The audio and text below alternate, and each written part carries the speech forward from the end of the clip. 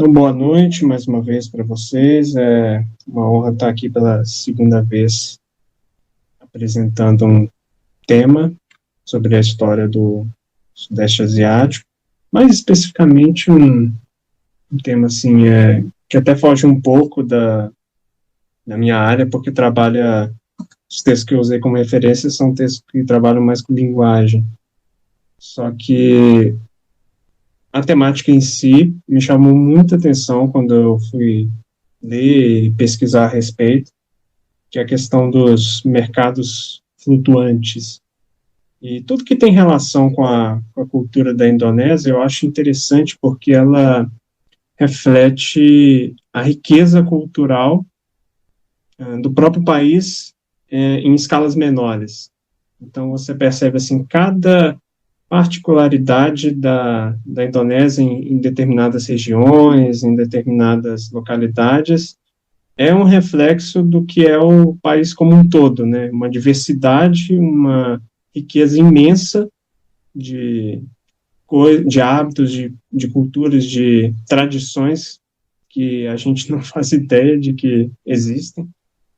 E esse tema em particular me chama muita atenção porque praticamente não existe nada parecido com isso no mundo, com exceção de alguns outros países asiáticos que têm um pouco essa questão do uso do rio para comércio, mas não é igual a esse exemplo que tem da Indonésia. Ele é um exemplo muito, muito particular, específico ali de Kalimantan do Sul, ele não é reproduzido em outras partes do país. Então, é uma coisa muito particular da região, muito particular do povo e que reflete a cultura regional e aspectos do povo de Banjar, né, que é a população que habita naquela região. E aí eu falei assim, não, vou tentar me aprofundar sobre esse tema.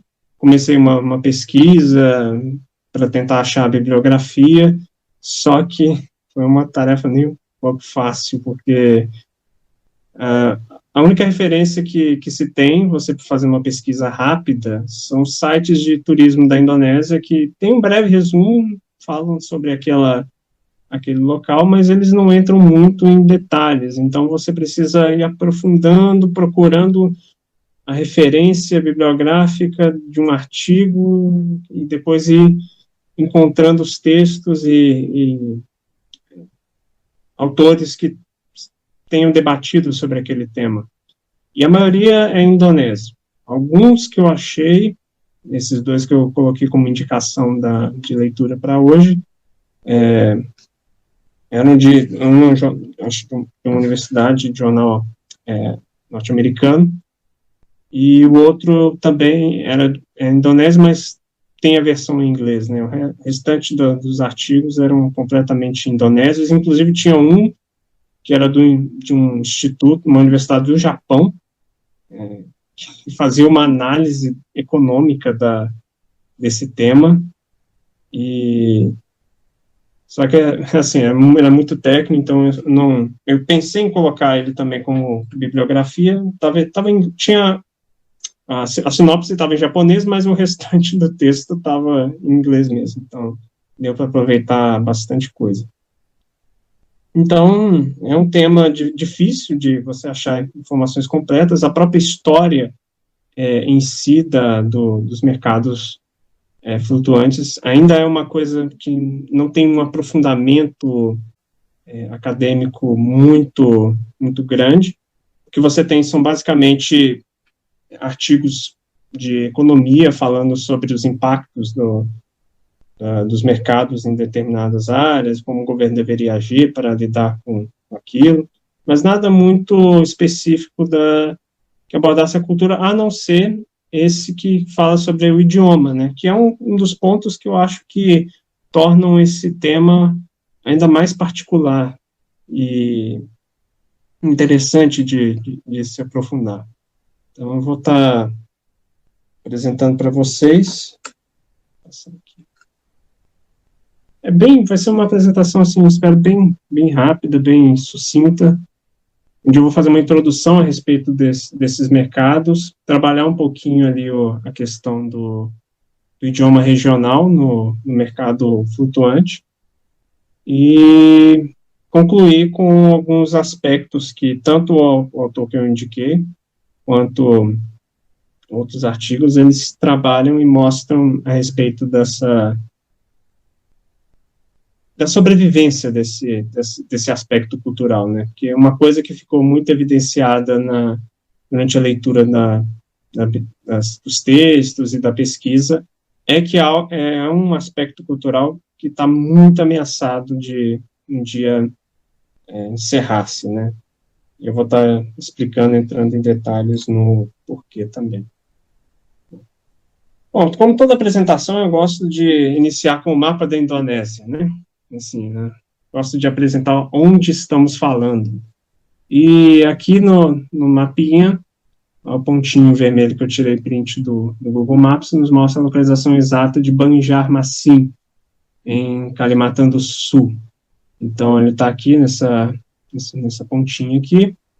Kalimantan do Sul fica esse pedaço aqui da ilha de Bornéu. Aqui já temos um outro região central, tem ocidental aqui, oriental, setentrional aqui em cima. Então, se não me engano, a nova capital da Indonésia está sendo construída mais ou menos aqui, né, nessa região aqui de Kalimantan Oriental. Então, já é uma região que, ao contrário de Java e de Sumatra, é uma ilha grande, porém ela não é tão densamente povoada. Você tem muita área nativa de florestas aqui, e muitas plantações, muitas comunidades que vivem, de certa maneira, isoladas, né? Preciso pegar um barco. Essa região aqui tem um grande afluente de rios, então é uma região muito baixa no nível do mar. Para vocês terem uma ideia, o nível do mar em Banjarmasin é de 1 metro. Então, o que acontece? É um fenômeno que é muito curioso, que não tem nem a ver com a chuva ou estações chuvosas nem nada, mas o nível do mar ele sobe e a água simplesmente invade a cidade. Não assim de causar um grande inundação, mas ela chega à altura assim dos pés. Então você está na porta de casa, de repente começa a vir uma água igual aquelas cenas do Titanic, né, que o pessoal sai da coisa, tem aquela água na altura do pé. E isso em grande parte da cidade. E a água fica nessa altura, não sobe mais, nem às vezes some, tem períodos que não sobe tanto, mas isso é só para demonstrar a dificuldade das pessoas de viver nessa localidade tão baixa, né, em relação ao nível do mar. E é uma das razões que explicam o surgimento desse tipo de mercado. A partir do momento que todas as suas atividades estão relacionadas diretamente com a água, né, com o nível do rio, e o deslocamento, o transporte, tudo é feito pelo rio, você acaba desenvolvendo todo um aparato, uma cultura, hábitos em volta daquele ambiente. Então, dessa forma surge o mercado flutuante. E deixa eu passar aqui. Aqui no mapa a gente percebe, tem vários rios maiores que desaguam aqui no mar, no oceano. A gente percebe até que a cidade está um pouco longe do mar. Só que a água vem, toda essa região aqui é tão baixa que ela sobe e acaba entrando, né, principalmente nessa parte aqui da cidade. Então, tem os rios maiores que desaguam aqui, tem dezenas de afluentes menores aqui dentro que passam por dentro da cidade e atravessam vários pontos. Então, é uma região muito cheia de pontes, enfim, localidades assim que você só consegue, às vezes, atravessar com barco, né? Então, toda essa parte aqui é bastante irrigada com vários afluentes. E, por causa disso, a cidade tem o nome, o apelido, né, de a cidade dos 1000 rios. E, durante muito tempo, os rios têm sido a principal rota de várias atividades comunitárias, e seja social, econômica, cultural, além do transporte de pessoas e mercadorias também. E mesmo agora, né, com o advento da modernidade e a melhoria das condições de transporte, a abertura de estradas e entre outras atividades nesse sentido, o Rio continua sendo uma das principais atividades turísticas também. Então, só nessa região de Banjarmacinha eu consegui identificar 3 mercados flutuantes, que é o primeiro mercado flutuante de Locbaitã, Muaracuim e o mercado flutuante de Sirim. Todos esses 3 têm particularidades diferentes e atendem pontos diferentes da cidade.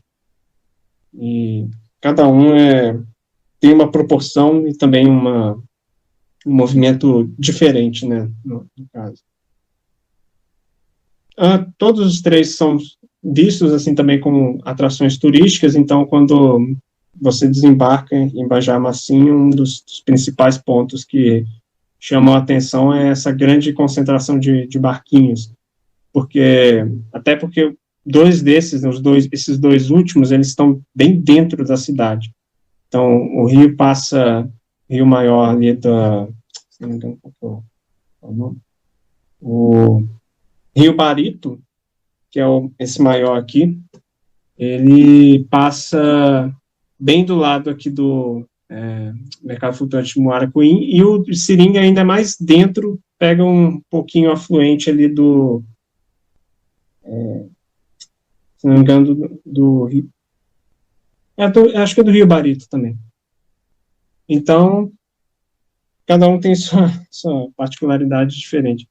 E alguns aspectos também interessantes a respeito do mercado flutuante é que você tem essa atividade comercial constante, ela geralmente acontece no período da manhã até mais ou menos o horário do almoço, e a maior parte dos comerciantes são mulheres e a maioria idosos, assim, são pessoas um pouco mais velhas que seguem essa tradição herdada de forma hereditária, né, através da cultura local. Então, você tem, com o advento da modernidade, uma diminuição do número de feirantes, de comerciantes, por causa das razões, assim, né, de melhoria do transporte terrestre, dos mercados terrestres.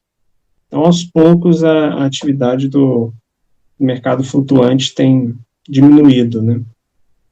E um dos aspectos interessantes são os barquinhos, né, que eles utilizam para comercializar esses produtos, que variam desde de alimentos até coisas, objetos menores de artesanato, entre outros. Mas dois transportes específicos aqui que chamam a atenção é o Jukun e o Kelotok. O Jukun, aparentemente, ele tem 2 modelos, né? Um modelo mais simples ali, que é basicamente uma canoazinha que a pessoa rema, a força motor da pessoa, né? Através do rio. Tem a versão com as velas e um aparato mais complexo, e tem aqueles com os barquinhos com motor, né? Que são geralmente utilizados também para transporte ali dentro da localidade. E todos eles são utilizados nesse comércio de uma maneira bem peculiar. Eu acho até interessante porque, assim, aparentemente é um barco bem estável, né? Porque pelo o movimento que as pessoas fazem de pegar um barquinho e ir para uma, entre aspas, uma loja e outra, aparentemente não ocorrem muitos acidentes, nem um barco vira com todas as mercadorias ali. Então, é algo feito bem adaptado para esse tipo de atividade. E um outro aspecto cultural bem interessante são os chapéus que os comerciantes, as feirantes utilizam, que é o chamado tangui. Eu encontrei vários modelos, alguns eles são decorados e pintados, outros, a maioria é esse modelo mais branquinho, sem muitas características. Esse aqui é muito específico de Banjarmaçim. Então, é visto como um aspecto cultural bastante específico do local. E é algo que caracteriza, né, os comerciantes. Lembra um pouco aquela imagem que a gente tem dos agricultores na Ásia que usam aqueles chapéus também redondinhos, né? Acho que mais no Vietnã, nas plantações de arroz, assim. Então, é bem semelhante nesse aspecto. Bom, aqui, vou apontar aqui a localização, né? O primeiro mercado flutuante de Loc Baitã, que é foi o foco da leitura do texto, ele fica aqui na região mais, entre aspas, metropolitana da cidade, né? A cidade está aqui, ela fica um pouco mais distante, numa região com mais aldeias aqui nessa parte aqui do mapa. Os outros dois eles já ficam aqui dentro. Então, você tem o de Muara, ele fica para esse lado aqui, e o de Sirim, ele está aqui no meio da cidade. Tanto que o de Sirim, o mercado flutuante de Sirim, ele não é tão... não tem uma concentração tanto de barcos quanto os demais.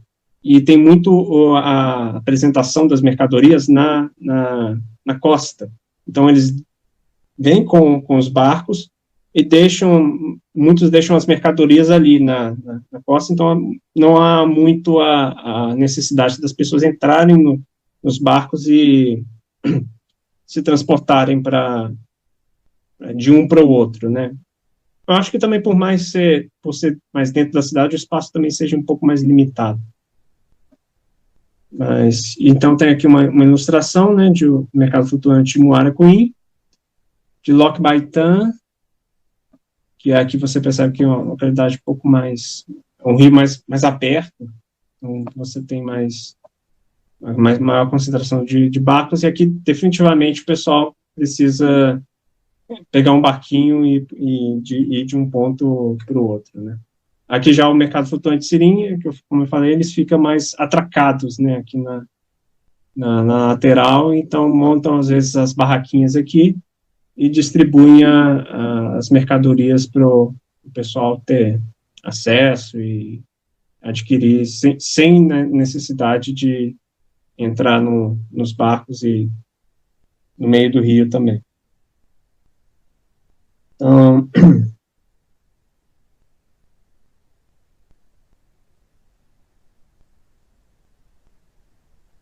é interessante que um dos aspectos também comerciais dessa atividade é que, além das vendas serem feitas, né, em dinheiro, ainda existe muito a predominância do escambo, a troca, né? Então, muitos comerciantes ainda aceitam como uma opção você levar uma mercadoria e trocar pela que você deseja. Então, ainda reproduz alguns aspectos muito antigos, né, da região e da forma de comércio local, através de mercadorias, das mais diversas, a troca. Então, é um dos pontos também muito interessante. E uma das dificuldades é que ele não tem uma organização como os mercados em terra.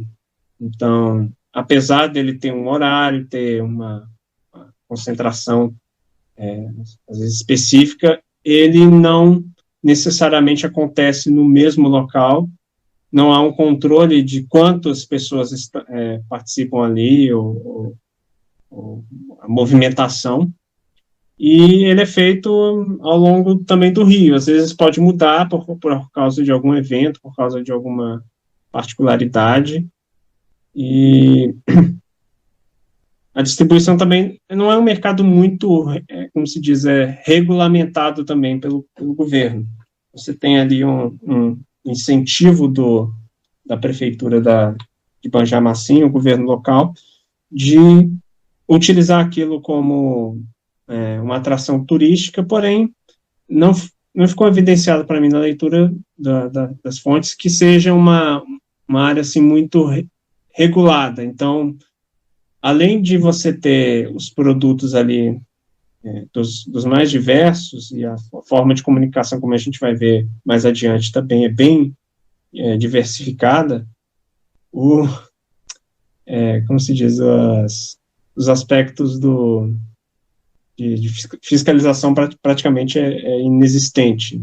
Então, se algum comerciante está vendendo alguma coisa, um produto específico ali, você não tem ali uma regulamentação, alguma coisa do tipo, como se teria, talvez, no mercado normal, né, com a estrutura terrestre.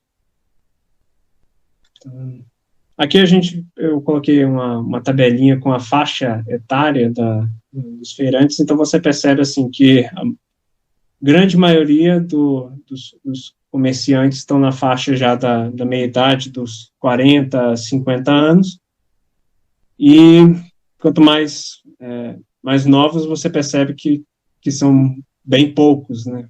Assim, a partir dos 30 ou 34, ainda tem uns 9% de comerciantes nessa faixa etária, e o restante são pessoas idosas, né? Que demonstra realmente que é uma atividade cultural, além de ser uma atividade econômica, que está chegando num encerramento, assim, como eu poderia dizer. Aquele hábito que era hereditário, ele já não está mais alcançando as pessoas mais jovens das comunidades, e a tendência é que ele, infelizmente, acabe desaparecendo. Bom, entrando um pouquinho então agora na função social e linguagem como elemento cultural, é um dos pontos que o texto do texto principal que eu passei, ele aborda e faz uma análise. Eu não vou entrar muito em detalhes, assim, específicos de linguística, porque, infelizmente, não é a minha área. Talvez depois vocês que são de letras, possam fazer uns comentários mais detalhistas sobre essa questão. Mas o que eu peguei ali de apanhado desse tema é que a gente tem um aspecto cultural, né, uma atividade cultural, que também é econômica, que está inteiramente ligada, em vários aspectos, à questão da linguagem, dos idiomas. Então, você tem ali vários comerciantes de várias etnias, de várias localidades, que falam idiomas diferentes, e aquilo acaba virando assim, um grande ponto cosmopolita, né, entre aspas, assim, que você tem desde feirantes e comerciantes locais de Banjarmaçim, quanto de outras localidades menores, e representantes de outros grupos que vieram depois. E, inclusive, isso é um tema, talvez depois de um próximo encontro, porque essa região, particularmente na Indonésia, teve muito problema com a migração local. Então, você tem um grupo de pessoas que são originárias de Java, que vieram para essa região de Banjar, um pouco mais ali para Kalimantan Central, e as comunidades locais não aceitaram isso com muita tranquilidade. E houve muitos conflitos até o final dos anos 2000, coisas assim horrorosas, de ter uma grande revolta em massa e com decapitações, com coisas assim, detalhes que a gente pensa assim que, caramba, em pleno século XXI, ainda exista esse tipo de coisa, e acabou que o governo não tinha controle sobre aquilo, era algo assim tão local, uma divergência, uma rivalidade desses grupos locais com os migrantes indonésios de outras regiões, que levou-se um bom tempo até que as coisas se apaziguassem e voltassem à normalidade. Então, hoje em dia, aparentemente essas tensões já diminuíram, e não existe, pelo menos até agora, evidência, né, de nenhum outro tipo de situação como essa. Só que isso é mais um ponto que mostra que a diversidade nem sempre está ligada com uma harmonia, com uma boa aceitação por parte de certas comunidades que, de repente, precisam dividir o seu espaço, aquele espaço que eles reivindicam, com comunidades, ainda que indonésias, mas são vistas como estrangeiras ou invasores. Então, o próprio texto faz a citação que alguma parte dos comerciantes são de idioma javanês, então tenho praticamente certeza de que são desses grupos migrantes. Então, voltando à questão, você tem um mercado que tem todo tipo de pessoa, todo tipo de mercadoria e todo tipo de idioma. E a forma como você se comunica ali, utiliza o idioma, ele vai definir muitas coisas e muitos aspectos da própria negociação de compra e venda de produtos. O próprio autor coloca lá, faz uma citação interessante, que existe a linguagem, dentro da linguagem, existem códigos que são restritos. Então, apesar de alguém, às vezes, ter um conhecimento superficial do idioma, a forma como a pessoa fala, a entonação, vai influenciar também nesse processo. Então, ele cita o exemplo de que muitos comerciantes e feirantes, às vezes, eles cobram mais caro de pessoas que não falam o idioma deles, e eles precisam falar indonésio, do que daquele que é o local e compartilha daquele mesmo idioma nativo. Então, ou às vezes até a forma como a pessoa pronuncia, fala algumas coisas, a entonação vai influenciar também na forma como o comerciante vai lidar com aquele cliente. Então, a linguagem é um elemento cultural que influencia fortemente, além da comunicação, o resultado das relações econômicas e sociais ali naquele ambiente. Então, aí a gente tem a língua banjaresa, a primeira, né, local, seguida da língua javanesa, tem o idioma indonésio. O idioma indonésio ele é utilizado principalmente por pessoas de fora, né, visitantes, turistas locais e turistas estrangeiros. Muitas vezes o turista estrangeiro ele visita esse mercado e ele é acompanhado de um guia. O guia vai lá, o guia geralmente da etnia de Banjar, ele faz essa intermediação da negociação para o turista, para o visitante estrangeiro.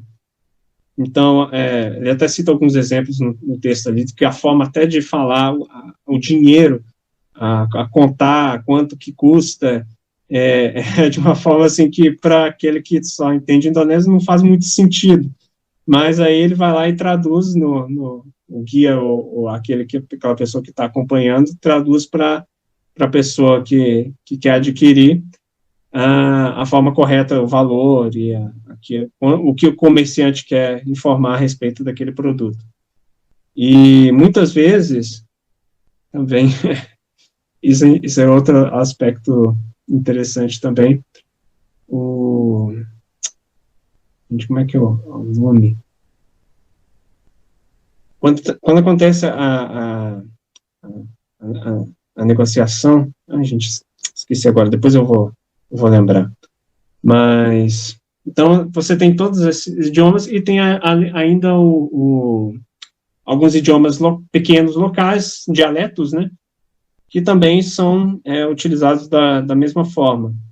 Então, o comerciante, ele vai sempre abordar o provável cliente no seu idioma original. Se aquela abordagem não fizer efeito, ele perceber que a pessoa, o provável cliente não está entendendo o que ele está dizendo, então ele passa a utilizar o indonésio, e aí você tem uma mudança de configuração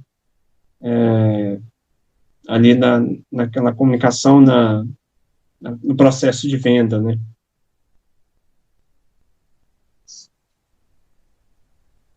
E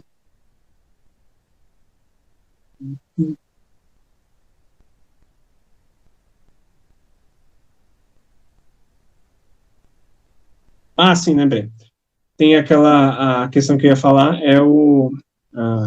os comerciantes, né? A intenção ali de quem está nesse mercado é a compra e venda dos produtos de uma maneira assim que for mais rápida possível. Então, durante toda a negociação, você vai ter aquele tipo de vendedor que ele quer que você compre o produto e vai usar de todos os meios e habilidades para convencer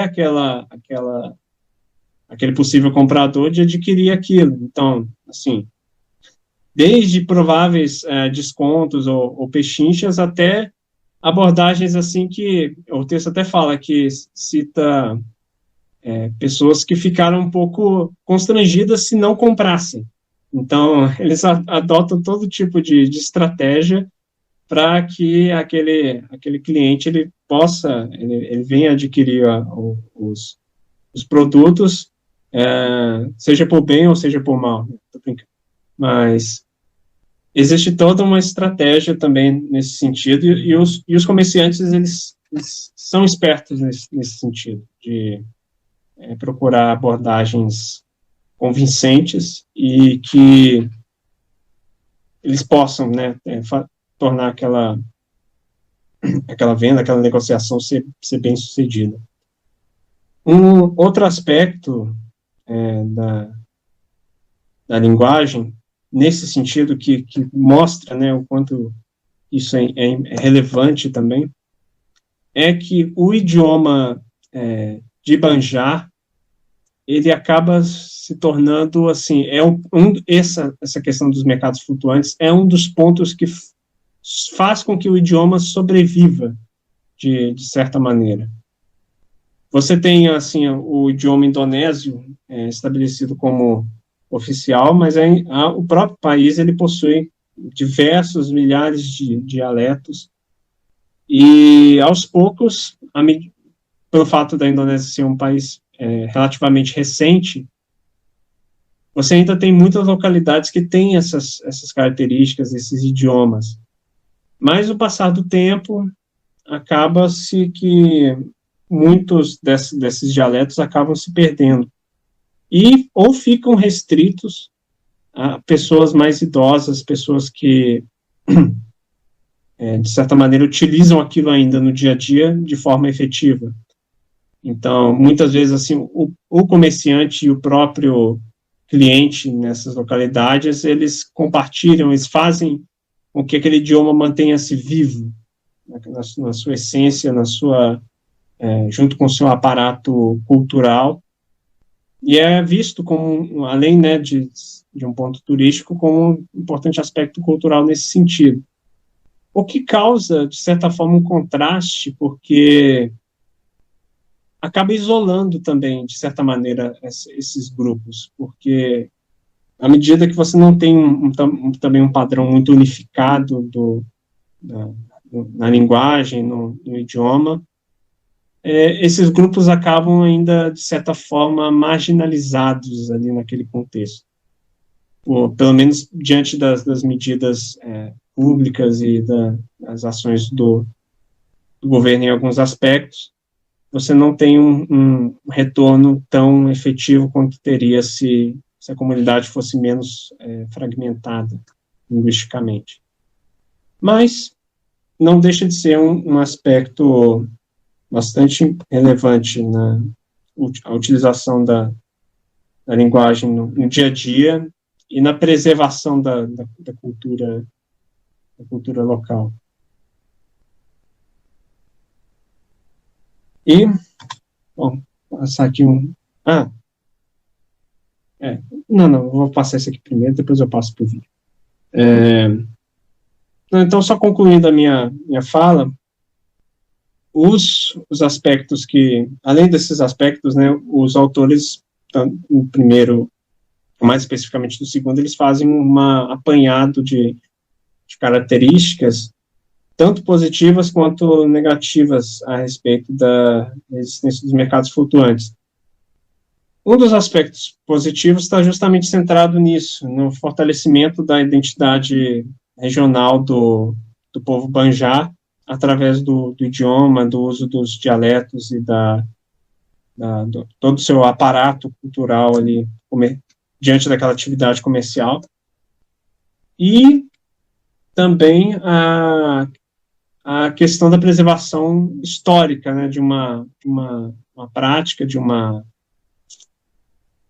aspecto cultural que é único para o local e ainda tem relevância, tem importância turística, porque pode ser muito explorado, além, né, de ser uma localidade que abarca as relações locais, regionais, ali, puramente econômicas, né, a compra e venda dos produtos, você tem um aparato turístico para atrair investimentos e pessoas de fora possam ser atraídas por aquele tipo de atividade. Um dos pontos positivos desse aspecto, além da preservação cultural que eu já citei. Porém, ele tem também uns aspectos negativos, que além dessa questão, né, que eu citei do idioma indonésio, ele não ser muito utilizado, acaba sendo, de certa forma, assim, divide a comunidade em grupos e acaba isolando em alguns aspectos, é que a região ela está sofrendo muitas mudanças.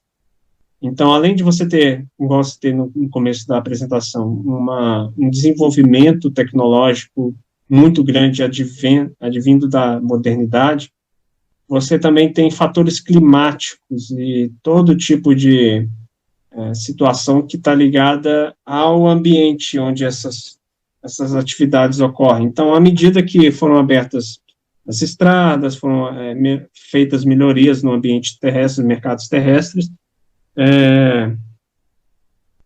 acabou-se que essa parcela da comunidade que vivia desse negócio foi diminuindo com o passar do tempo e deixou o local, né, deixou os rios para se dedicar às atividades comerciais no ambiente terrestre.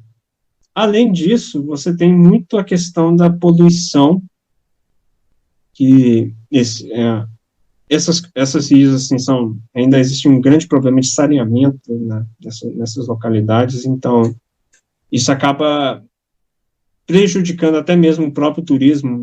Existem até artigos desse instituto japonês cita como exemplo que muitas turistas acham feio ou desagradável o ambiente quando está com odores ou coisas que às vezes evidenciam algum tipo de condições de saneamento precárias. Então, é um fator que às vezes joga contra. Então, o governo quer incentivar esse lugar como um ponto turístico, porém ele não investe o suficiente no desenvolvimento da região, da melhoria da região, para que aquela atividade turística realmente seja atrativa. Então, você tem, além da poluição, tem a questões de assoreamento e todo tipo de circunstância que problemas físicos e fluviais também. E os negócios esse negócio do mercado flutuante acaba que balança entre ser ainda uma atividade lucrativa que sustenta essas comunidades ou às vezes acaba se tornando uma atividade que não dá mais dinheiro simplesmente. Então, muitas pessoas dessas, à medida que também ascendem assim de certa maneira economicamente, elas acabam adquirindo carros, motocicletas e perdem todo o interesse em ficar nos bares, se movimentando com barquinhos, e tem até um aspecto assim não preciso mais disso, então não há necessidade de continuar realizando qualquer coisa nesse sentido, né? As atividades, sejam comerciais, sejam também as de deslocamento, né? No dia que existem as melhorias terrestres. Então, são vários aspectos nesse sentido, e todos eles mostram como é uma situação complicada, né?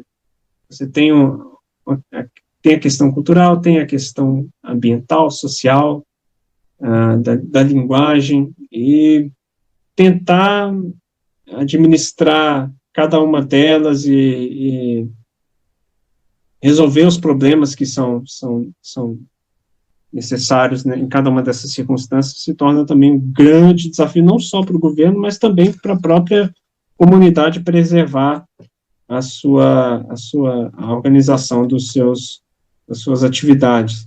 À medida que a população envelhece e as gerações mais novas perdem interesse, como eu disse antes, a tendência é que essa atividade desapareça. Então, eu vou passar aqui também um videozinho para vocês verem. No caso, existem vários vídeos assim de pessoas visitando esses mercados no YouTube, mas eu achei esse aqui bem sucinto e mostra bem esses aspectos aqui. Aqui.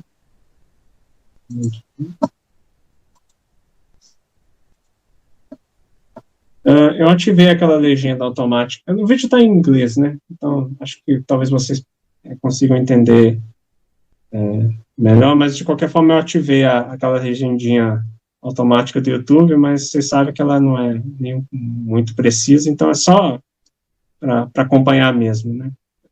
E ficar completamente... Mas é um vídeo bem intuitivo também. Vocês estão ouvindo? Beleza. Kevin and I are on a journey to discover wonderful Indonesia and its rich culture.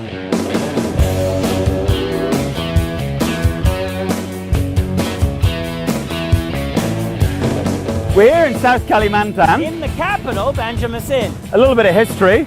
First of all, this is also known as the Venice of Java. So originally, this was an animist place with the Dayak community, correct, also the Banjim community, traditional tribes. Traditional tribes. Then Buddhism came in. And it left, leaving Hinduism.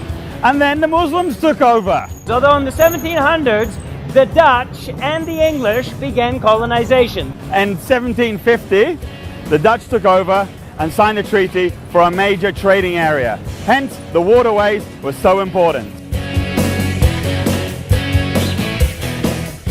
Banjarmasin's waterways had been used for centuries. It's also the main transportation for coal, minerals, wood, and many other items as well. You can see that a lot of people may not have the financial ability to get themselves into luxury transport, but a good boat and a few bucks will definitely take you up the river. So we're going to check out the river early tomorrow morning and see the local markets.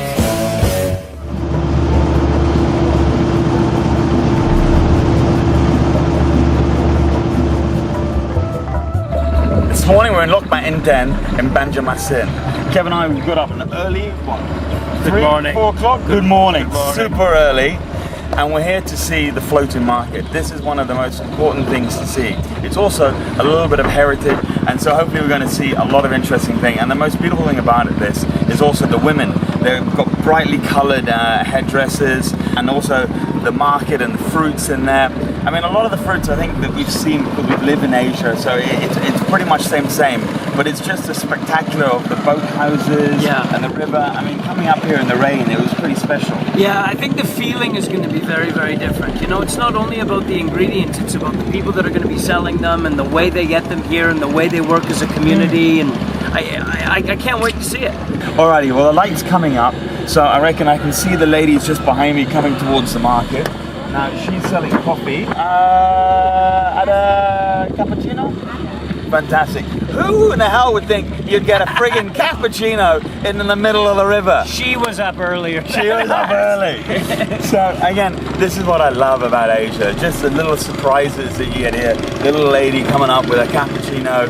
Let's get some of those, and then after that we'll head into the market. So all the ladies behind are coming up and about to sell. The market happens very quickly. It's only on for about an hour, and then they all go home. Don't miss the market. Welcome to Loch Bat Intan, aka the floating market. Kevin and I are here to experience some new types of fruit, and also to experience as well some different styles and see what actually is on offer here. And talking about fruit, here we have mantega, which is called like a butter fruit. I'm not sure where we get the butter from, but apparently it tastes like butter. So let's have a wee taster. Are you going to taste that?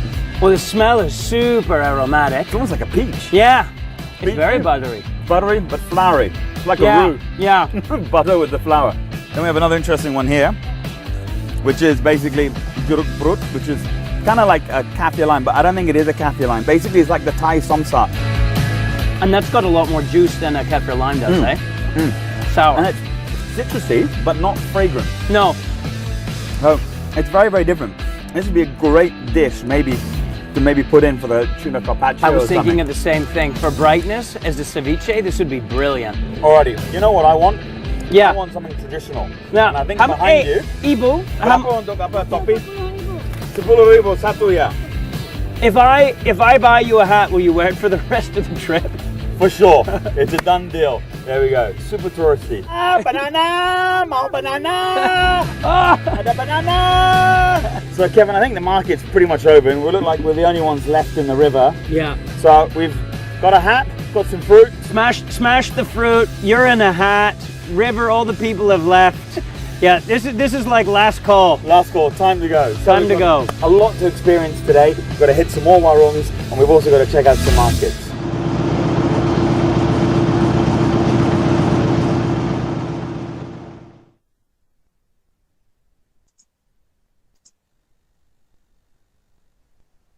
Bom, então esse vídeo mostra um pouquinho, né, desses aspectos do mercado flutuante e de fato, assim, ele citou 1 hora, mas isso varia muito para cada mercado. Você tem o mercado que realmente dura, assim, é um pedacinho do dia, muito pequeno, e tem outros que já duram mais tempo e são de forma mais irregular, assim.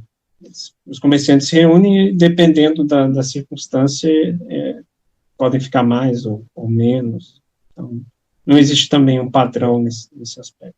Mas é um ponto turístico bem interessante. Eu, particularmente, talvez tivesse um pouco de receio, porque eu não sei nadar, então se eu virasse num barco desse, eu provavelmente ia me dar muito mal. Mas é um lugar muito interessante, como vocês puderam ver, assim, tem todo tipo de mercadoria, desde você sai de um barquinho, vai para o outro e vai lá, come ali, ou conversa. Então, é um ponto, de certa maneira, também de convivência social, bem interessante. Então, isso aí, pessoal. Acho que dessa vez eu falei menos, tá dentro do tempo, então vocês podem comentar mais, tá? Muito obrigado mais uma vez pela oportunidade. Fiquem à vontade para comentar.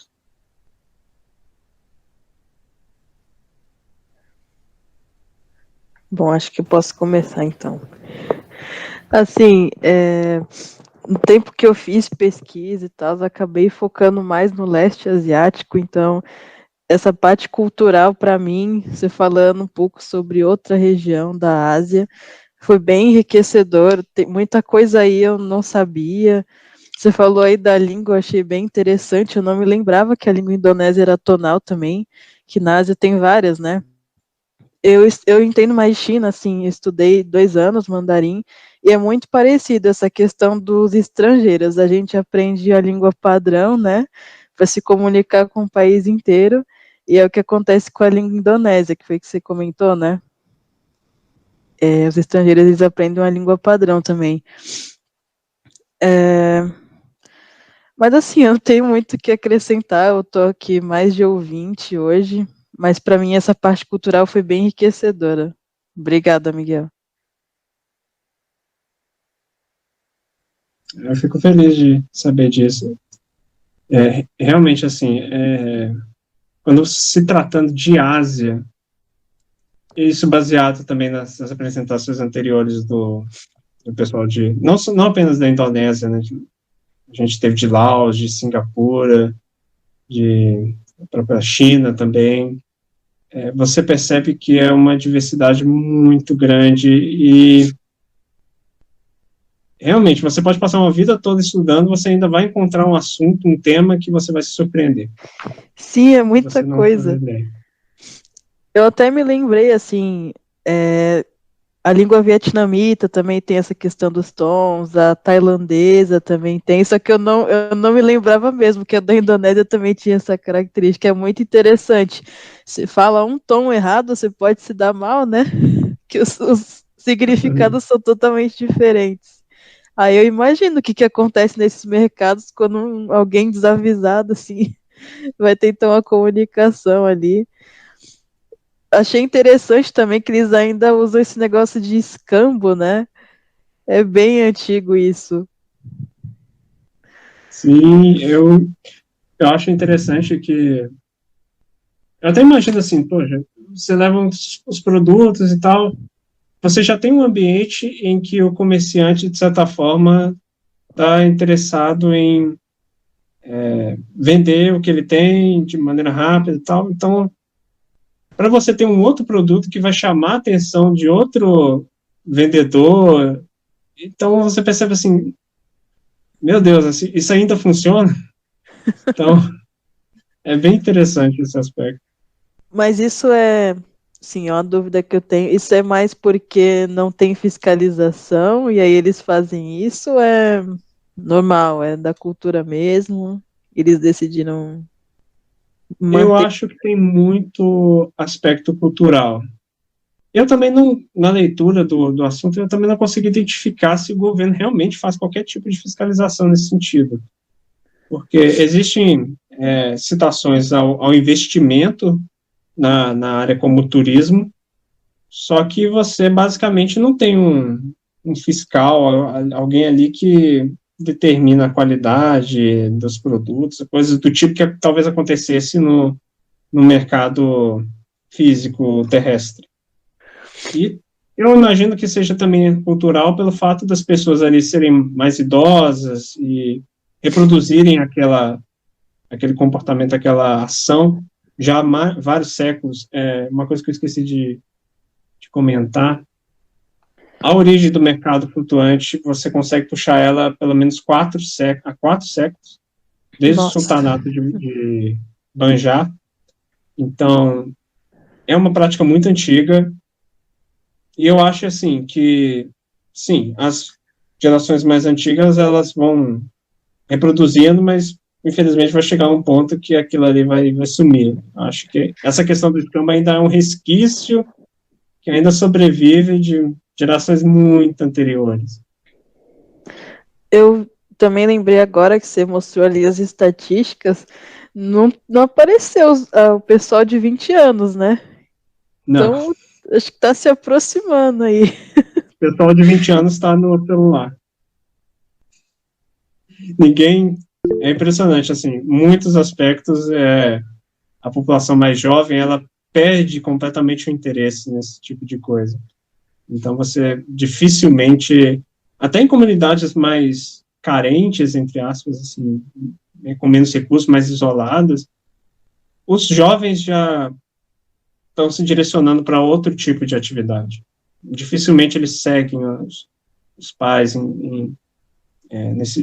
seja na atividade econômica ou qualquer coisa do tipo, eles geralmente se deslocam. É um movimento perceptível em outras partes do mundo, diversas partes do mundo, que, infelizmente, essas tradições são ameaçadas justamente por essa ausência de continuidade, né?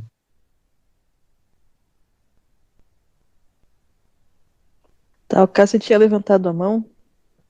Pode falar. Pode falar, cara.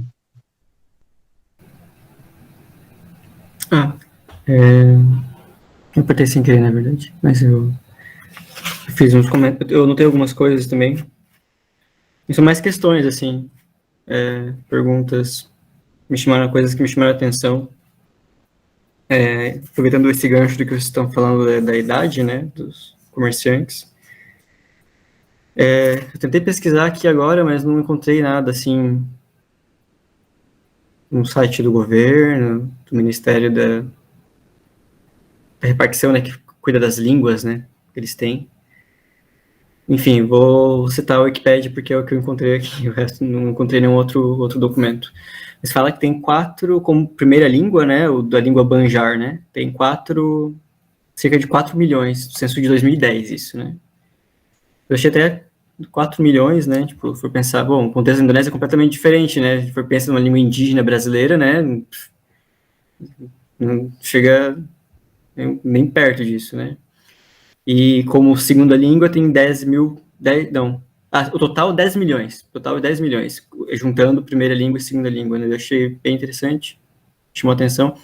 Eu fiquei pensando, né, se existe não sei se o Miguel chegou a ver isso, ou se existe ou se não existe.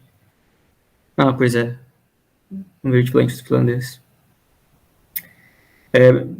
Sobre se existe algum tipo de trabalho que pesquise, eu acharia interessante, né, a relação entre a idade média, né, dos comerciantes, né, são pessoas mais velhas, né, e a ausência de comerciantes mais jovens, né, na casa dos 20 anos, como a Mariana citou, e o número de falantes enquanto primeira língua, né? Será que existe uma relação entre as práticas culturais, de comércio, enfim, né, da vida cotidiana mais tradicional e o aprendizado ou não aprendizado, né, do Banjar, né? Bom, essa foi a primeira coisa que eu pensei, né? Isso aqui, tipo, então, na mesma medida em que não se tem mais tantos comerciantes jovens, também o número de jovens que aprendem a língua diminui, tá? Sabe? Que acabam aprendendo indonésio, e acabam adotando o indonésio, como a gente vê em muitos contextos ao redor do mundo, né? Que os jovens acabam adotando a língua, ou a língua do colonizador, né? No caso de países que foram colonizados, ou a língua falada majoritariamente, né? Mas daí eu não sei, né? Me fiz essa questão, só que daí eu fui procurar o número de falantes, tem 4 milhões, né? Como primeira língua. Ainda não parece que as pessoas as pessoas estão deixando de aprender a língua, né? Enfim.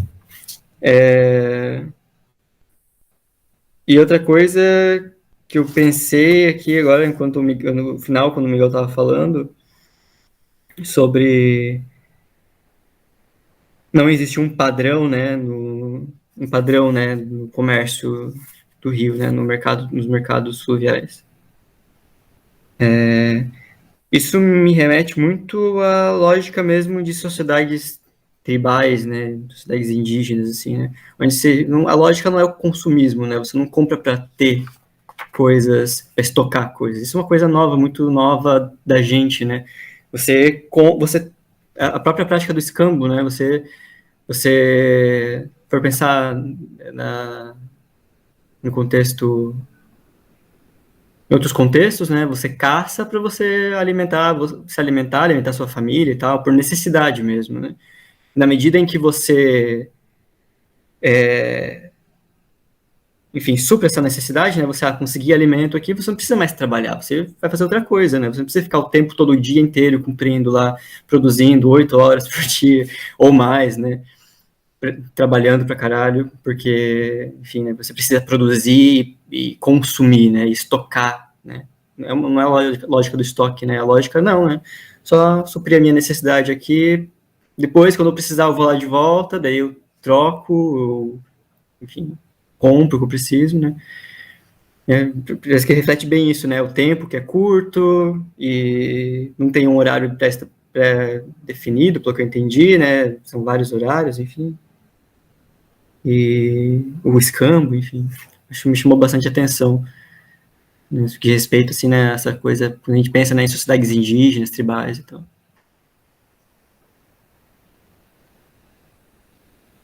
Sim, Eu tenho mais coisa para falar, mas eu vou passar por quem mais quiser comentar. Sim, interessante isso que você pesquisou dos 4 milhões, só que o grupo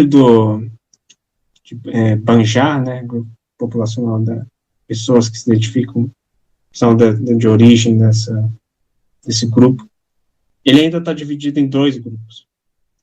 Então você tem aqueles falantes de Banjar Hulu e Banjar Kuala.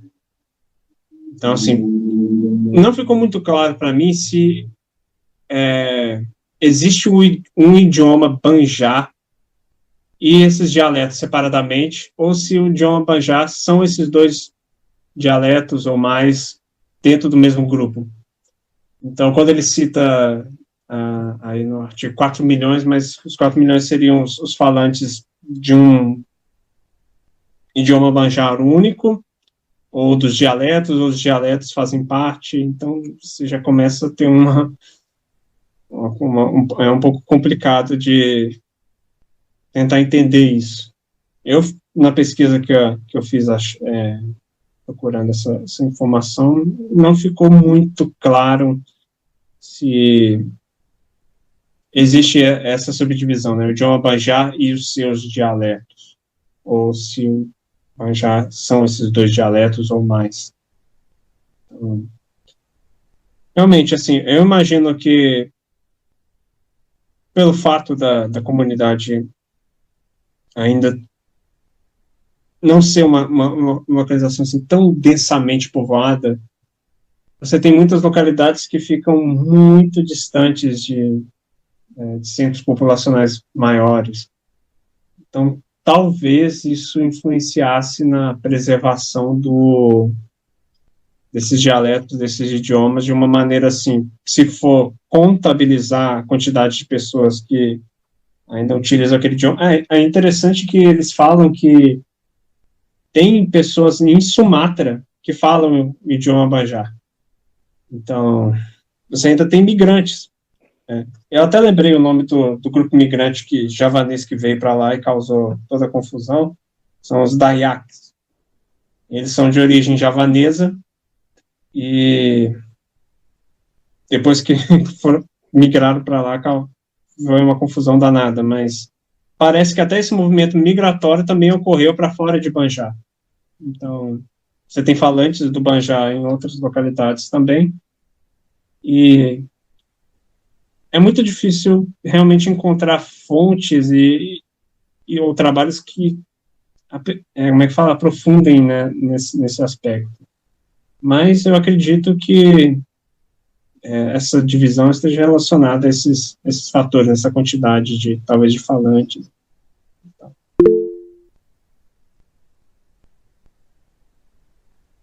Sim, Felipe. Então, o pessoal que estuda história antiga tem teorias a respeito do fato de que existe essa disseminação de uma língua austronésia a partir da mesma base que virou tanto a língua Bajau, que se fala em Sulawesi, e uma língua que se fala na Sumatra, e uma língua que se fala em Kalimantan, porque existiu o tal do Orang Laut, o povo do mar. Era uma civilização que vivia no mar, existem resquícios dessa civilização ainda em Sulawesi, no sul. Esse foi um povo, cara, que assim, na época dos vikings, eles tinham a mesma tecnologia, era o único povo do mundo que tinha a mesma tecnologia de navegação, e o fato de que se fala a língua austronésia em Madagascar, né, a 7.600 quilômetros da Indonésia, é por causa desse povo que tinha tecnologia naval, assim, há 1.500 anos, que ninguém tinha.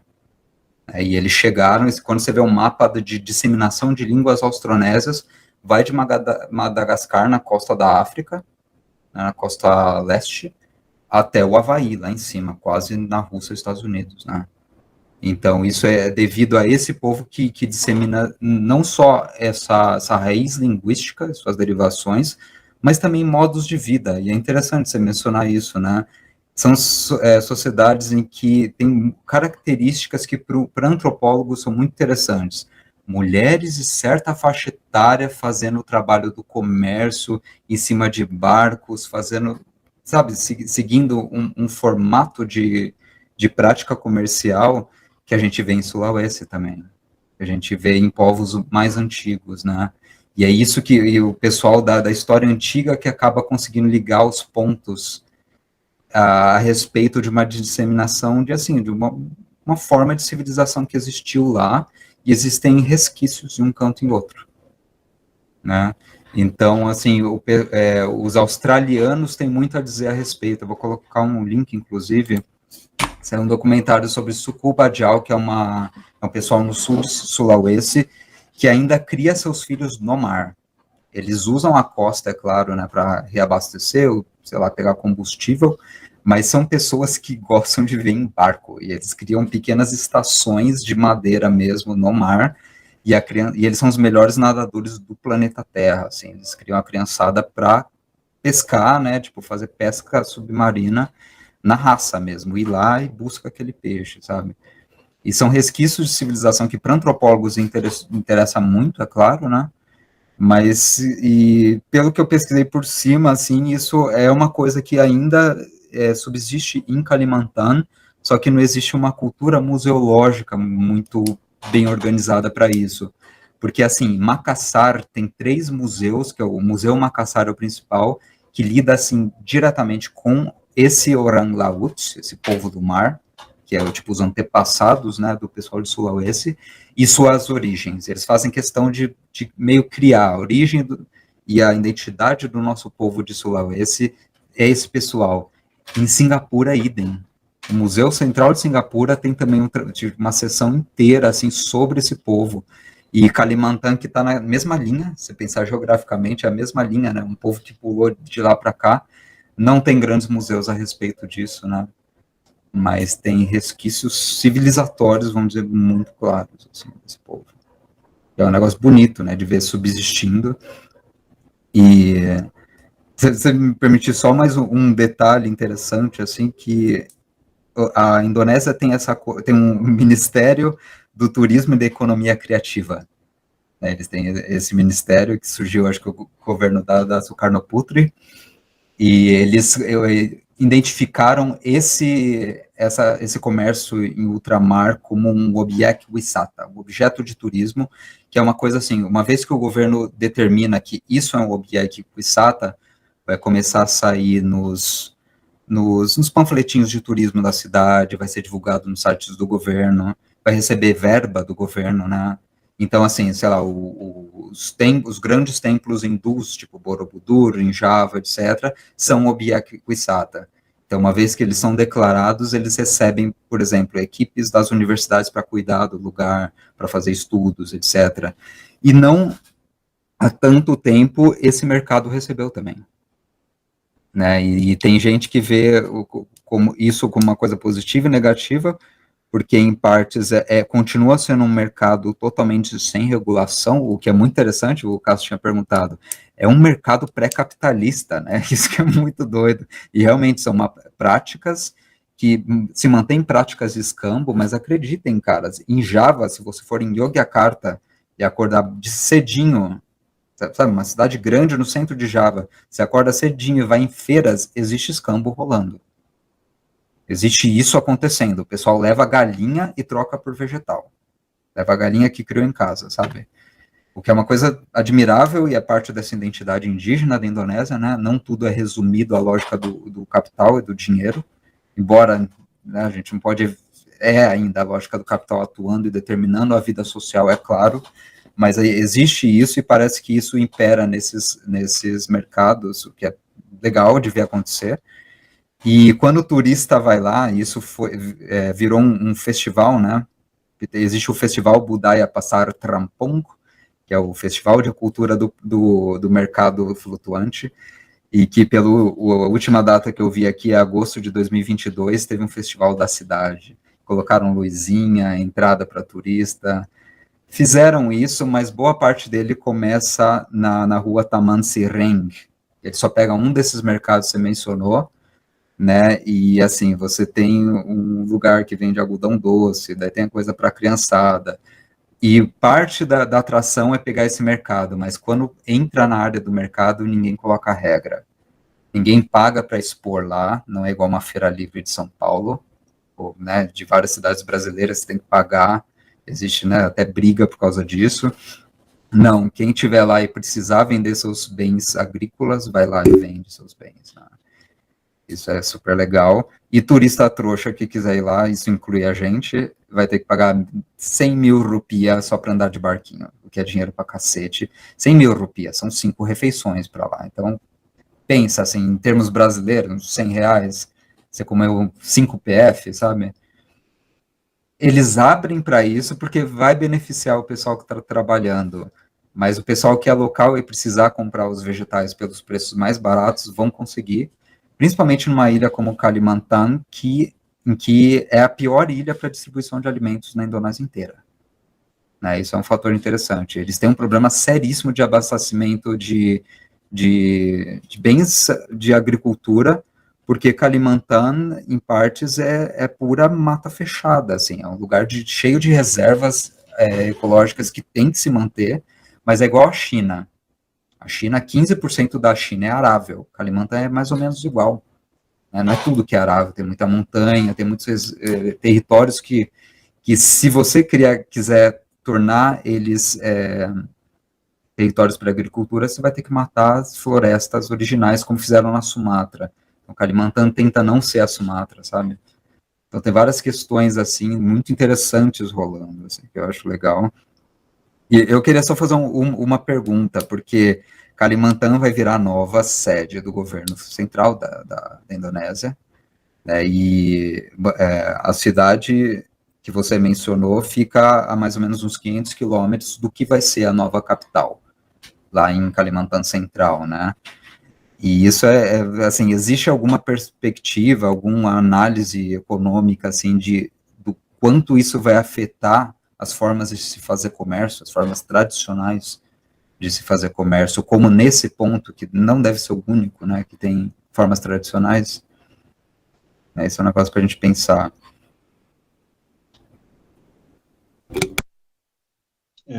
Realmente, voltando ao primeiro tópico que você citou das migrações desse povo originário, né, eu também li algumas coisas a respeito, parece que surgiram ou passaram também por Taiwan, né? Então, desce de Taiwan, faz toda aquela coisa em volta de Kalimantan para Sumatra, Java, e depois outra ramifica para Papua até a Austrália, quase, né? Mais ou menos. E o que você falou é muito interessante, porque eu nunca tinha parado para comparar isso, né? Assim, essa questão das navegações, e você percebe, de certa maneira, que existe toda uma discussão e teorias, né, sobre o povoamento da América, seja a América do Norte, a América Central, Sul, e dá para perceber em traços étnicos que as populações da América do Sul, nativas, originárias, elas são muito semelhantes com as características das populações indonésias. Você tem, é claro, as populações indígenas da América do Norte, mas são diferentes, né? Se você comparar alguns aspectos. Então, não sei, né, se essas navegações também foram as responsáveis por fazer esse primeiro povoamento na América, então, na América do Sul. Então, é uma coisa muito interessante pensar que esses povos antigos tinham essa habilidade de navegação tão aperfeiçoada para lidar com um oceano aberto do tamanho do Pacífico e conseguir chegar em tantas localidades diferentes e deixando suas marcas, né, suas características ali. E o que você falou da questão da mudança da capital, eu achei interessante que todos os textos que eu peguei para poder basear esse trabalho são textos recentes. Acho que o mais antigo é de 2017. Então, alguns apontam assim a tendência da extinção iminente desse tipo de atividade. O que eu peguei, que era o texto do Instituto Civil japonês, de alguma coisa lá, que ele faz essa abordagem econômica e coloca até várias eu até tirei essa tabela da população de lá, mas ele faz uma análise econômica muito aprofundada e apontando assim, olha, vai chegar um ponto que não vai dar mais. O mercado terrestre já está rivalizando muito, o desenvolvimento da cidade, das estradas, o fato das pessoas não quererem mais participar desse tipo de atividade, assim, esse cita mesmo assim, comprei uma moto, comprei um carro, não preciso mais ficar andando de barco, tenho agora estrada para me deslocar, vou até tal lugar e tal, e aí as pessoas vão abandonando, né, essas práticas por esses motivos, e também porque existe aí esse texto ele deixa até a gente um pouco em dúvida se realmente o mercado flutuante ele dá lucro ou não. Ele sustenta essas pessoas. Porque a atividade turística, igual você falou, assim, deve ser uma maravilha quando aparece um turista desavisado que vai lá pegar um barquinho e tal, então dá o comerciante ganha um dinheiro suficiente para quase um mês inteiro, né? Do que ele venderia para o comerciante local num dia. Mas é muito interessante, porque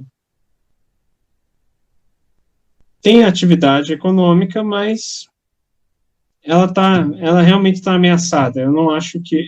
aliás, eu acredito que com a mudança da capital, realmente haja ainda mais... primeiro que, até agora eu não entendi muito bem como é que vai ser a lógica dessa capital, da questão de povoamento. Eu sei que ela é uma localidade planejada, só que quando você tem um acontecimento desse tamanho, a tendência é de que as populações locais venham migrem, né, para essa localidade e tal. Então, muito provavelmente, eu acredito que vai haver uma migração de populações de próprio Kalimantan para essa região de Kalimantan Central, onde vai ser a nova capital. E com isso, você vai ter ainda uma diminuição, vai ficar, assim, só realmente as gerações mais antigas, e olhe lá, nessa questão, para cuidar desse tipo de atividade. Então, eu imagino que a mudança da capital, nesse sentido, ela vai colaborar com o desaparecimento desse tipo de mercado. Mas essa é a opinião minha, né, baseado em alguns artigos econômicos. Não sei como que a economia indonésia ou os aspectos culturais vão se comportar quando esses fatos realmente se concretizarem, né, existe muita especulação, mas eu acredito que pelo andar da carruagem a tendência seja essa mesmo.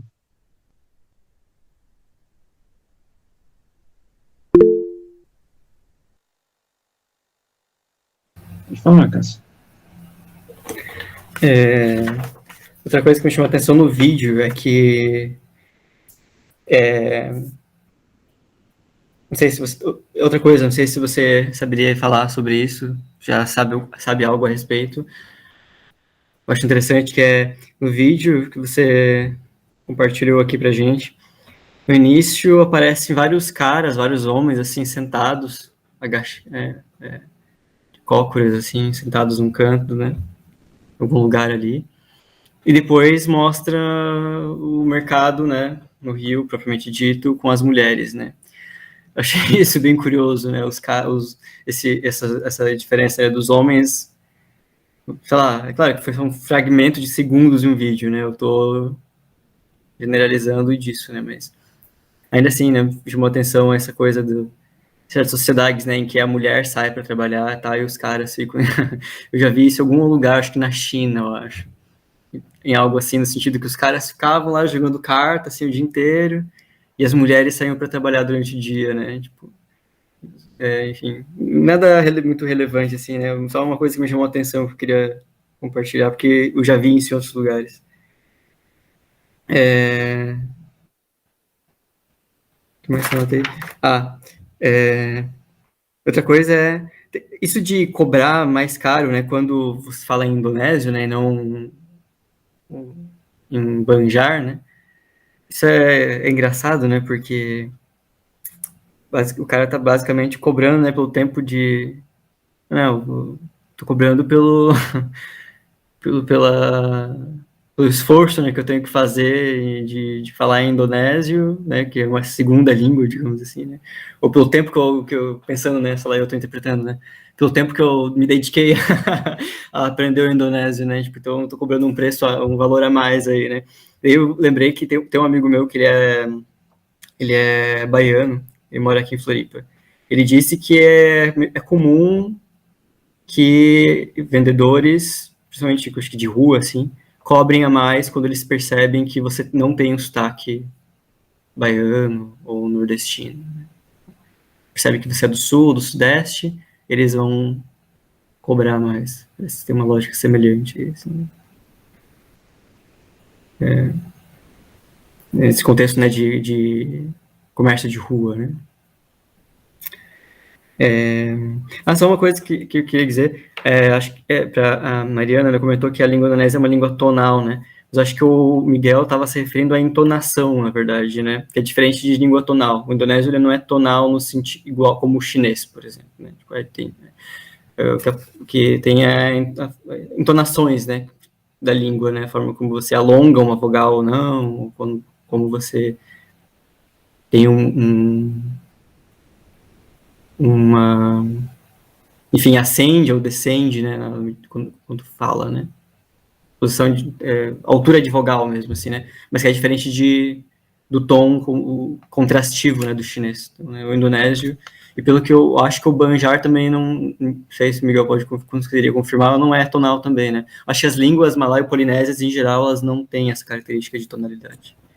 Nenhuma língua austronésia é tonal. Obrigada. Eu achei que era a mesma coisa, porque tem muitos países ali na Ásia que tem as línguas tonais. Aí eu fiquei pensando, será que é? Será que não é?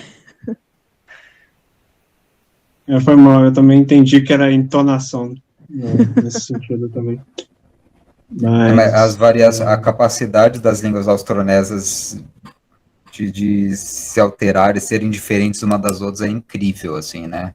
Que às vezes são línguas que se desenvolvem em cidades diferentes por alguns séculos e viram umas coisas totalmente diferentes. E no texto, por exemplo, o uso de números é uma coisa que eu achei muito interessante, o quão diferente é, porque em Bahasa Banjar você fala, sei lá, setanga tiga ribu, é tipo meio 3.000, isso significa 2.500. É meio menos o que vai vir, a unidade de medida que vai vir em seguida. Indonésio é igual ao português, você fala 2.500, né, tipo, normalmente. E eu achei legal isso, o ritual deles. O cara pergunta, quanto que é isso? E quanto que é isso em indonésio e em Bahasa Banjar é igual, né? Berapa harganya, é igualzinho. Só que quando você fala o número e a pessoa fala que, daí ele já identifica, já vira a chave. Opa, ele não fala Bahasa Banjar e eu já vou cobrar um pouquinho mais, né? E parece que é um jogo, né? É meio um jogo, é uma grande performance que envolve personagens específicas, né? Mulheres de certa idade, com seus chapeuzinhos, suas roupas. Isso eu achei mó legal, é um grande ritual, né? O ritual de cores também, isso eu achei muito louco.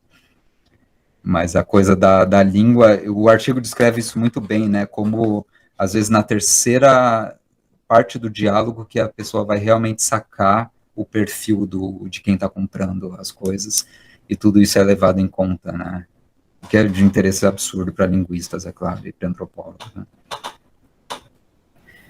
Pois é, mas isso do número eu fiquei um pouco confuso nessa parte do texto, inclusive. Porque no indonésio se faz isso também. Para falar de preço, Então, isso talvez de preço, não sei, daí. para Sei que falar para de ano, né, de hora. Para hora se faz, aí eu fiquei confuso. Será que é específico da hora, então? É de hora, e várias línguas fazem isso, né? Isso veio do holandês, na verdade, no indonésio. Todas as línguas germânicas, menos o inglês, fazem isso. 6:7 significa 6:30. Tipo, que a gente Isso fala veio 15 do para holandês, 7, na verdade, para o barra holandês.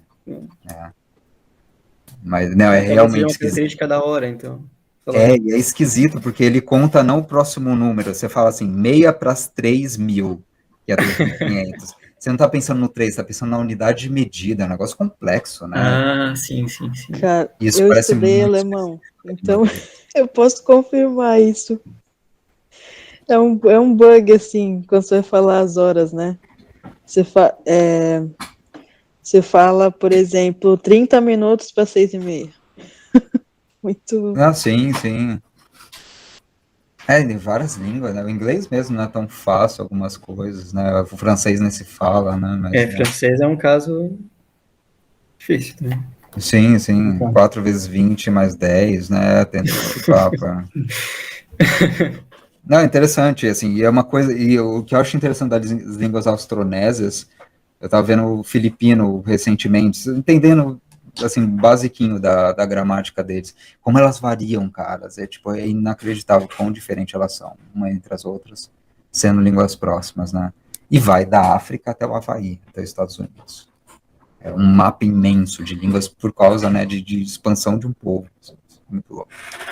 Um povo que não manteve registro, né, então, diferente de qualquer povo que a gente estuda via arqueologia, tipo os egípcios, os mesopotâmicos, né, tipo os vários povos mesopotâmicos, a gente não tem registro desses povos, a gente tem lacunas de resquícios que eles deixaram para trás, né, e isso que o Miguel trouxe é precioso, assim, isso é lindo de se ver.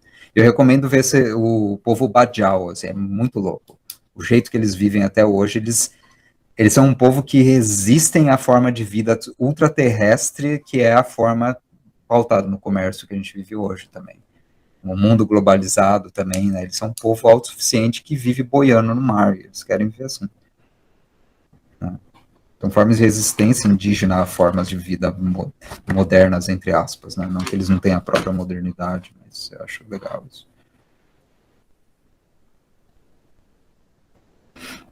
Tempos atrás, acho que eu tinha... Desculpa, amigo. Não, pode continuar. No seu comentário, eu acho que eu tinha um documentário, alguma coisa assim na Netflix mesmo até, que era da Indonésia e era sobre pesca. Eu acho que talvez seja o mesmo caso do que o Felipe está falando, assim. Não estou lembrado agora, mas... numa dessa ainda tem lá alguma coisa. Interessante mesmo. Eu achei interessante esse aspecto que você observou, Cássio. Eu voltei até o vídeo aqui. Só que eu acho que são pessoas mais jovens, quer ver?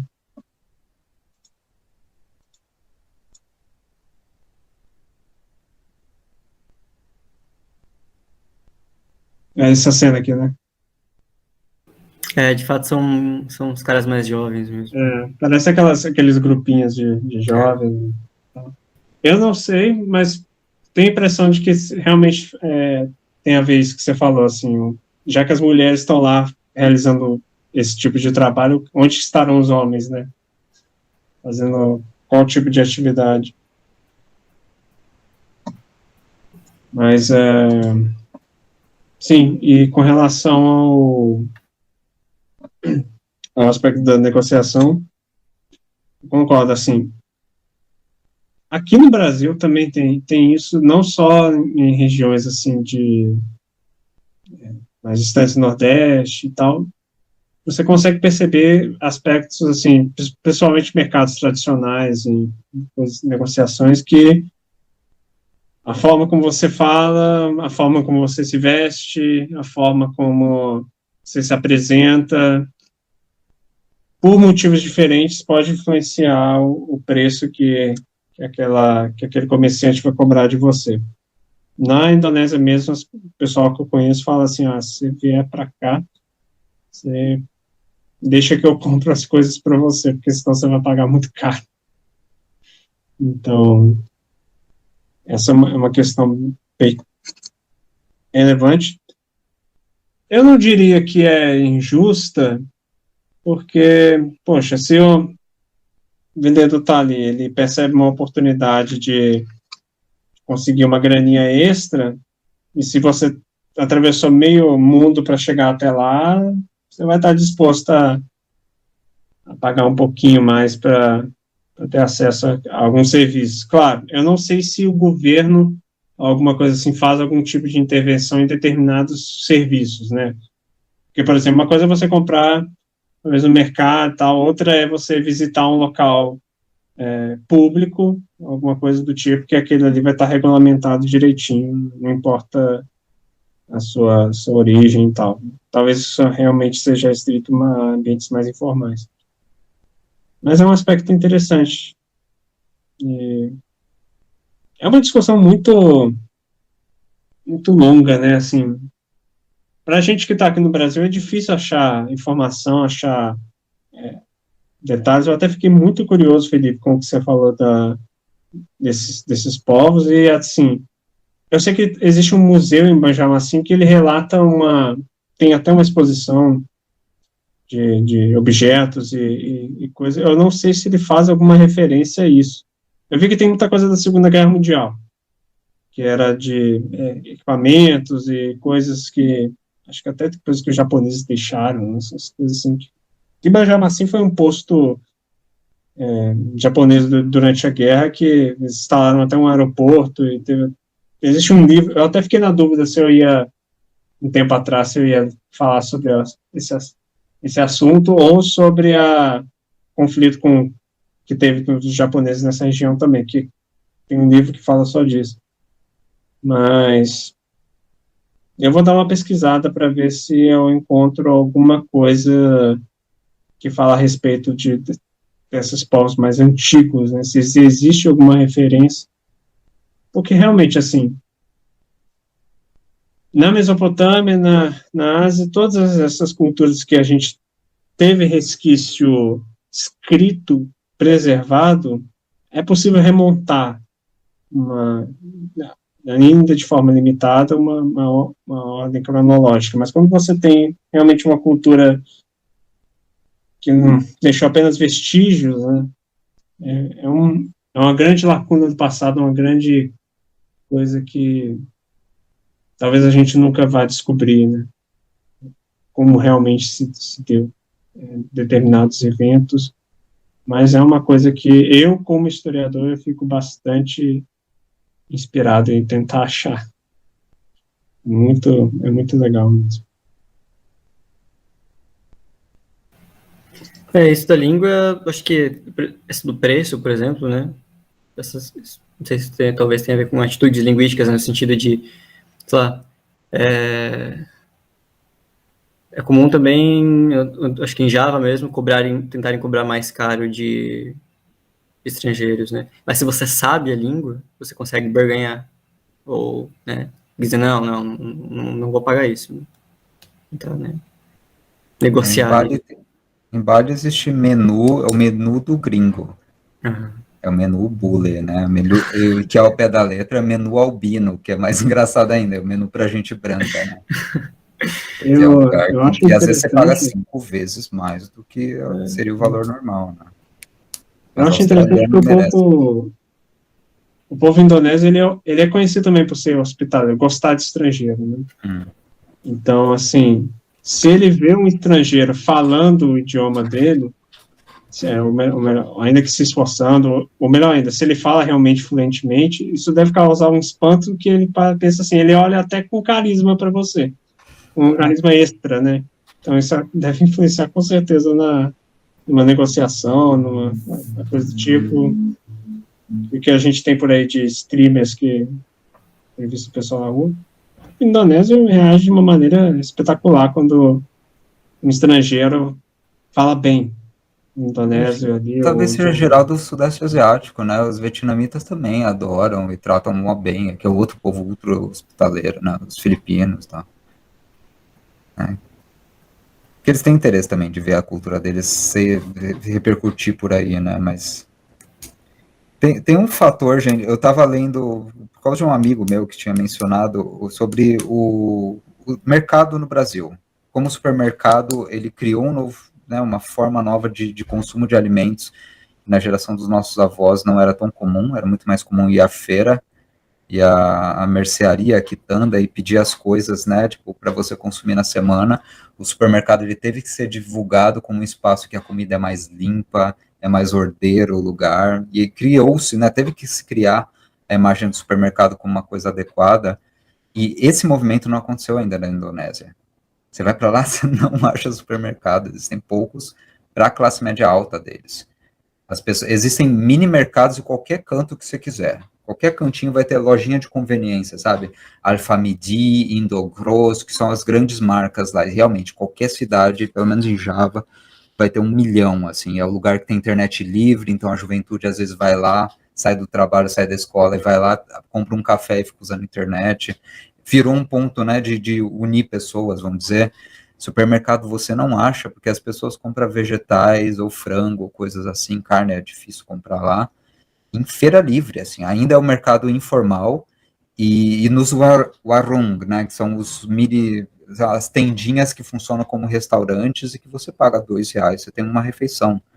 Então, como é um país quente, e é quente ficar na cozinha fazendo as coisas a lenha, como muita gente ainda faz, existe uma cultura de consumo de alimentos que é muito diferente.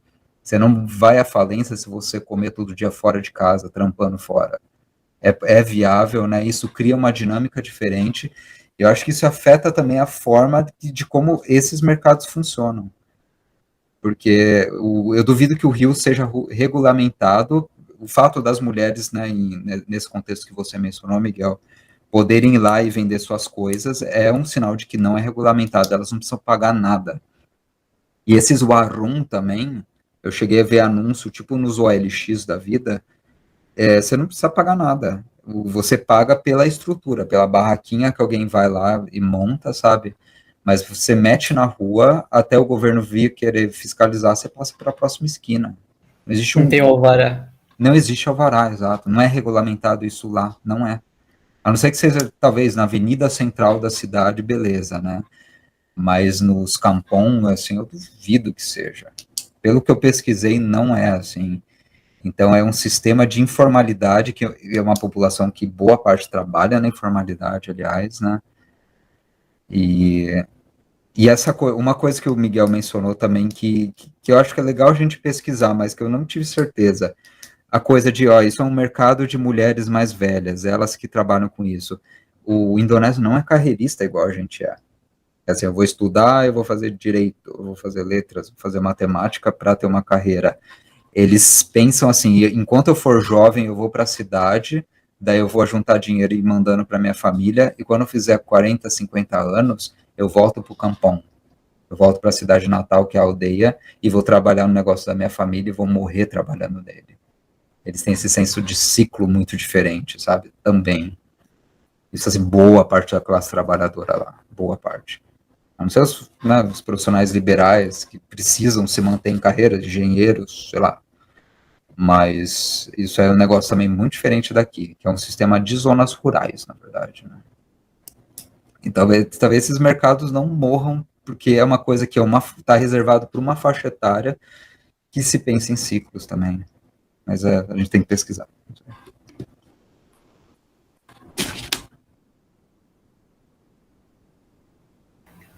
Tem muita coisa agora que tu falou nisso dos jovens que saem de casa, vão para ganhar dinheiro em outro lugar, depois voltam, assim. Não vou me estender muito nisso, porque eu posso falar besteira, assim, mas parece me ecoa assim na minha mente, assim, algo similar, assim, né? Até na própria Indonésia, né? Onde que a gente viu isso? A cultura do Marantau. Você está lembrado, Felipe? Que é de Sumatra do Norte. Não são os Batak. Não lembro agora, enfim. Minangkabau. Basicamente, o filho sai de casa, É a o mãe povo uma Minangkabau. cultura... Isso, Minangkabau, isso, na Batak.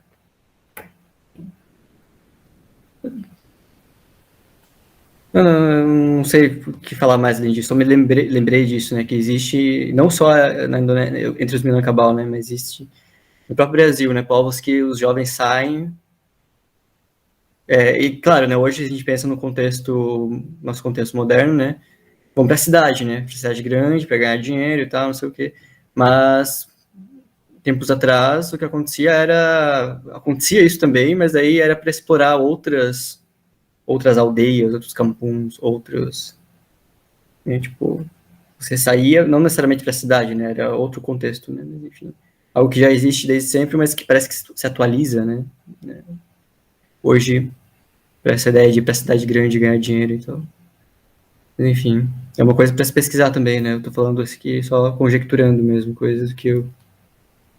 links que eu faço entre outras coisas que eu li.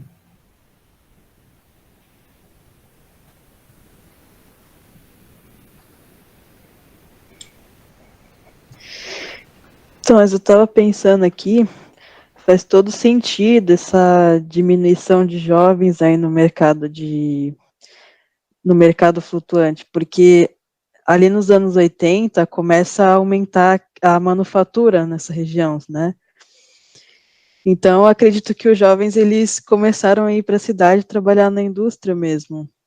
Então, foi diminuindo os trabalhadores ali do mercado flutuante.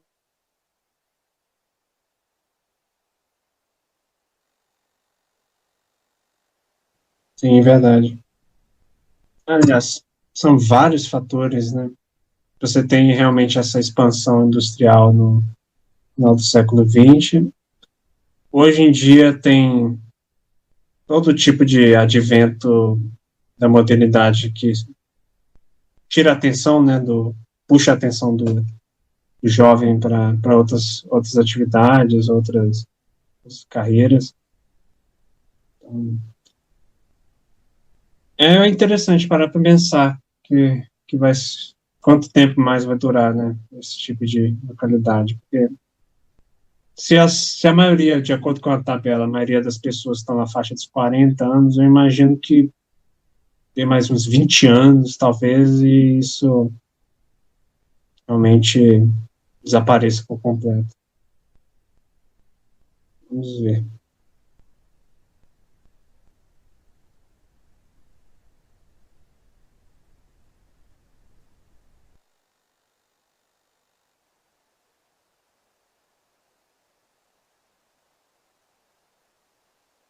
É isso aí, pessoal. Alguém mais tem mais uma dúvida, algum comentário?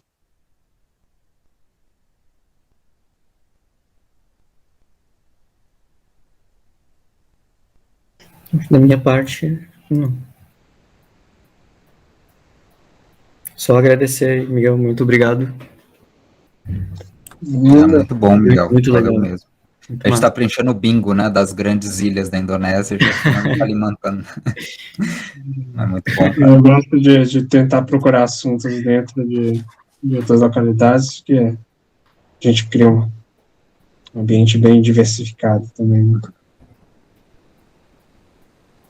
Tem muita coisa que se fala.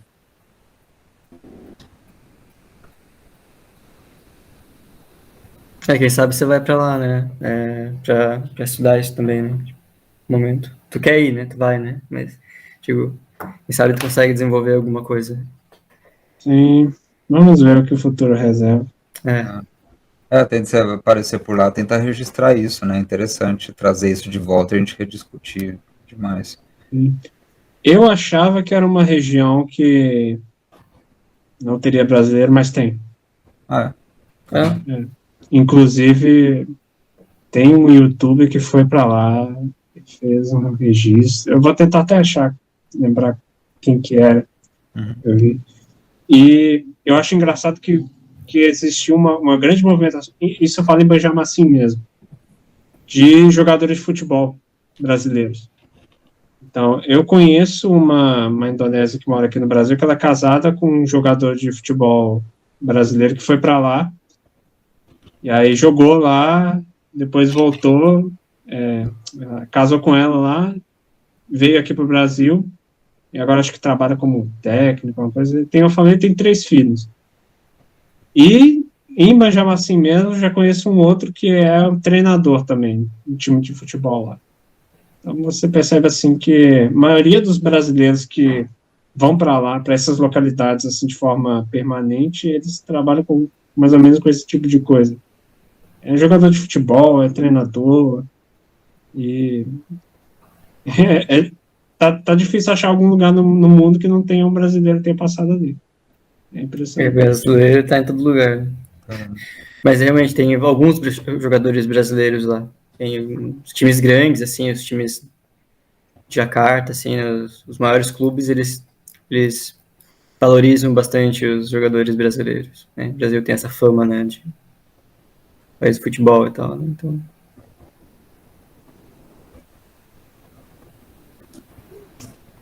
Isso aí, gente.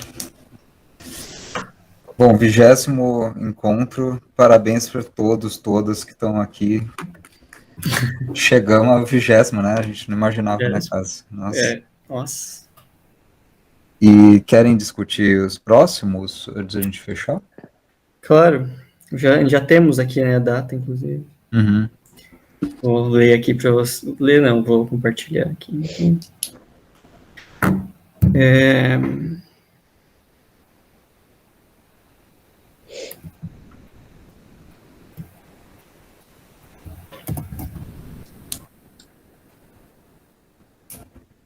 Rapidinho aqui.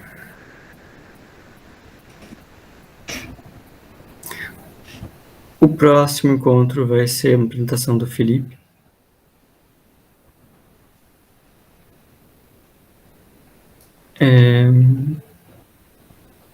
Aqui, cadê?